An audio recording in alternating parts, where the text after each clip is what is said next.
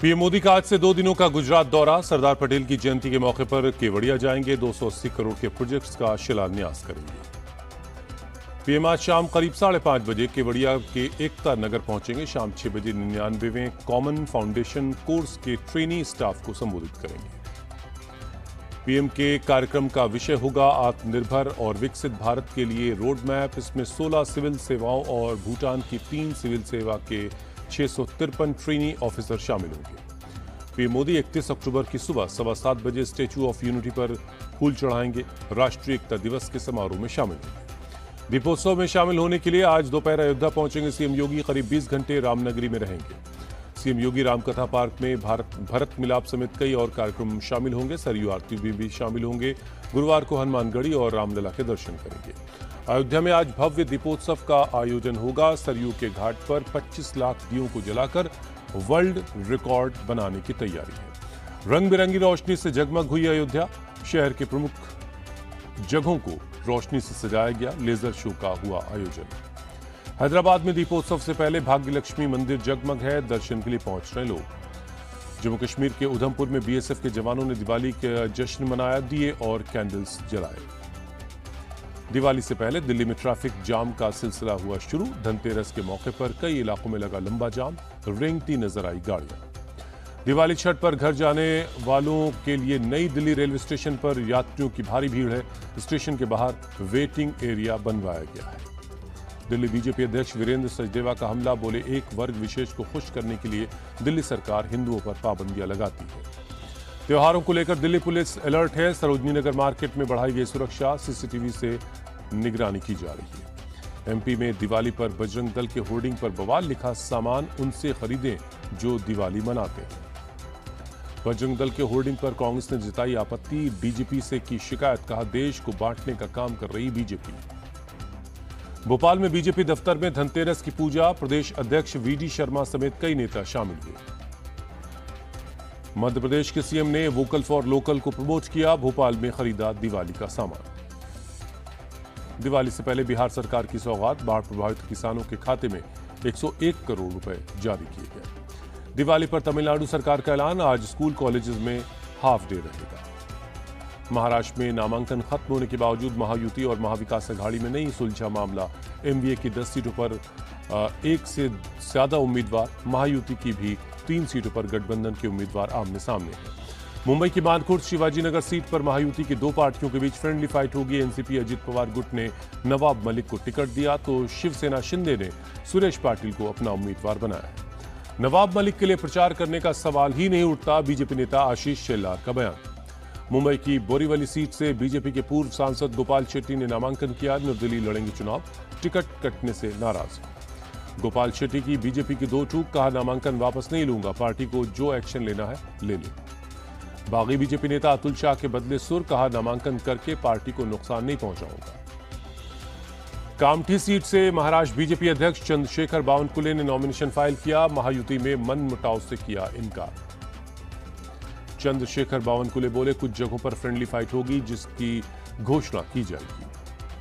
महाराष्ट्र कांग्रेस अध्यक्ष नाना पटोले ने साकोली सीट से नामांकन दाखिल किया। शिंदे सरकार को किसान और युवा विरोधी बताया।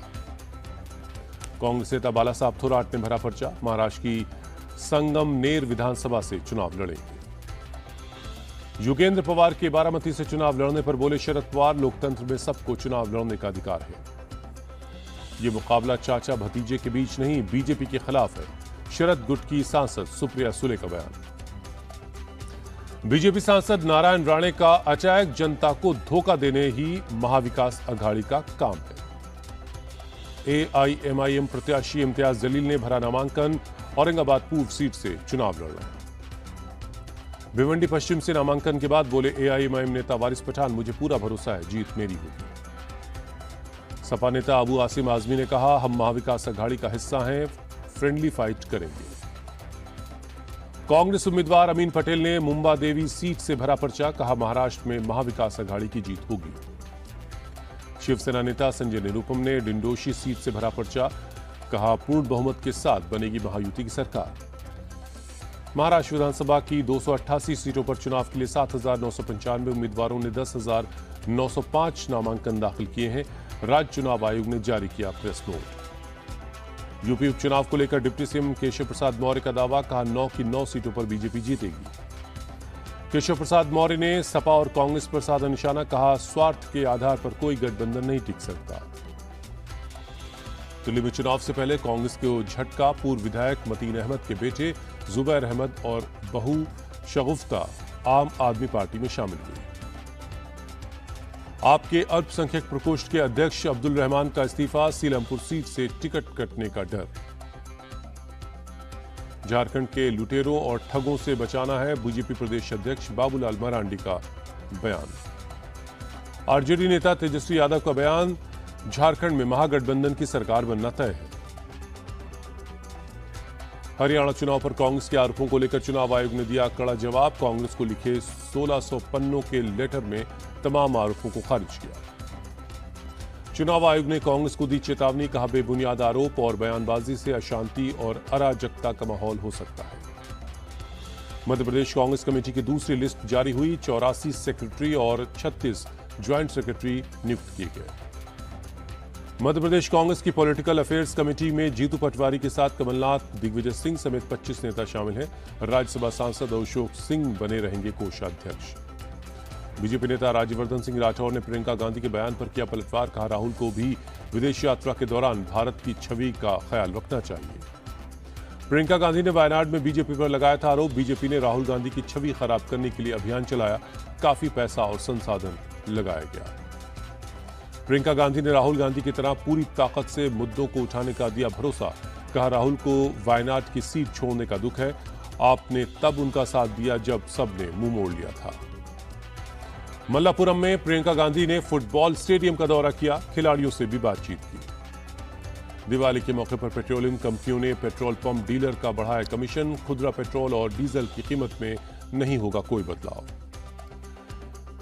केंद्रीय पेट्रोलियम मंत्री हरदीप सिंह पुरी ने पेट्रोलियम कंपनियों के कदम का स्वागत किया, लिखा 7 साल की डिमांड हुई पूरी, उपभोक्ता को मिलेगी बेहतर सेवा और पेट्रोल डीजल के दाम में बढ़ोतरी नहीं होगी।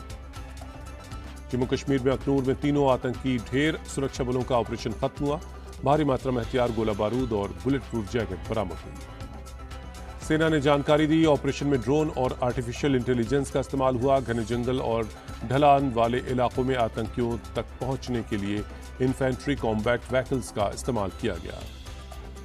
सीएम योगी ने केंद्रीय मंत्री गजेंद्र सिंह शेखावत के साथ की प्रयागराज महाकुंभ की समीक्षा, कहा प्रयागराज अब तक के सभी कुंभ से ज्यादा दिव्य और भव्य होगा। कासरगोड मंदिर में आग की घटना की जांच करेगी एसआईटी, केरल सरकार ने आदेश दे दिया है। वक्फ बोर्ड विवाद पर कर्नाटक के सीएम सिद्धारमैया का बयान, किसी भी किसान को उसकी जमीन से बेदखल नहीं किया जाएगा। मुडा से जुड़े मनी लॉन्ड्रिंग के मामले में ईडी का एक्शन, मैसूर में रियल एस्टेट से जुड़े लोगों पर छापेमारी हुई।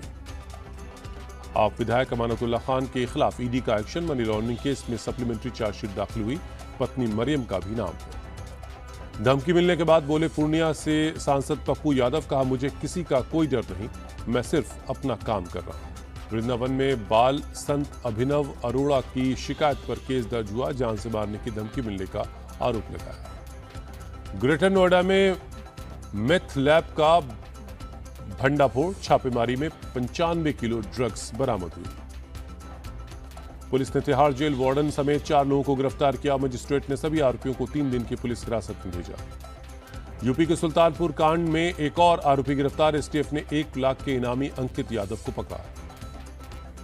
नवी मुंबई की पंचानंद सोसाइटी में 2 गुटों के बीच विवाद, दिवाली पर बिल्डिंग कैंपस पर लाइटिंग करने को लेकर विवाद हुआ। बकरीद पर हिंदू परिवारों ने सोसाइटी में बकरी काटने का किया था विरोध, अब मुसलमान दिवाली पर लाइटिंग का विरोध कर रहे हैं। गाजियाबाद की जिला कोर्ट में वकीलों का हंगामा, एक केस में जज और वकील के बीच कहासुनी हुई। पुलिस ने लाठीचार्ज कर वकीलों को कोर्ट रूम से खदेड़ा, कई वकीलों को चोटें आई हैं, वकीलों ने जज और पुलिस के खिलाफ नारेबाजी की। हैदराबाद में स्ट्रीट फूड स्टॉल से मोमोज खाने के बाद एक महिला की मौत, 15 लोग बीमार हो गए, पुलिस ने केस दर्ज कर लिया है। राजस्थान के सीकर में दर्दनाक हादसा, 12 लोगों की मौत, 3 दर्जन से ज्यादा लोग जख्मी हो गए।